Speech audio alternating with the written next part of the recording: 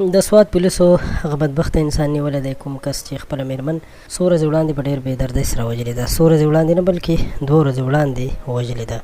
دغه خاوند یې په خپلو خبرو کې څه ویلي دي، د خپلې مېرمن نه یې کومې ګیلې لرلې، دا ټول تفصیل به تاسو په دې ویډیو کې وګورئ. قدرمنو، ویل کېږي چې دغه خاوند یې اوس نیولی دی، د واقعاتو تفصیل مخې ته راغلی دی. ویل کېږي چې د خاوند او ښځې د ډېرې مودې نه په خپل منځ کې کورني مسایل، کورني مشکلات چلیدل چې په دې وجه باندې ښځې د خپل خاوند نه د لارو جدا کولو ډیمانډ کړی و چې ما ته طلاق راکړي او هغې ترېنه خلا اخیستله، خو خاوند یې طلاق نه ورکولو.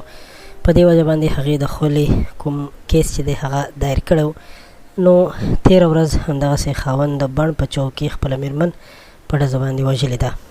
ظلم یې کړی دی او د ظلم انتها یې کړې ده، ځکه چې دغه تصویرونه به تاسو هم کتلي وي چې زوی یې ورته په چغو چغو جاړي.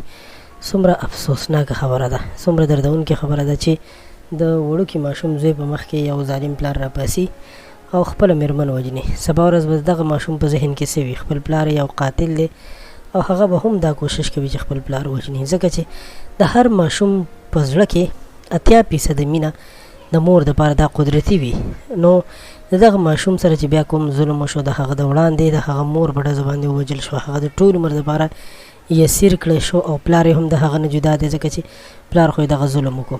نو یقینا چې د ظلم انتها شوې ده، حکومت لا پکار دی چې دا ظالم بالکل را پرېنږدي او ده ته داسې عبرتناکه سزا ورکړي چې نور خلک هم د ده نه عبرت واخلي.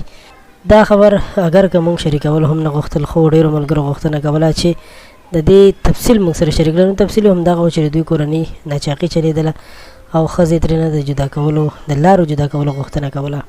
امید لرم چې ستاسو به په دې واقعه باندې، په دې تفصیل باندې ذهن کلیر شوی وي. د ویډیو د کتلو مو جهان مننه.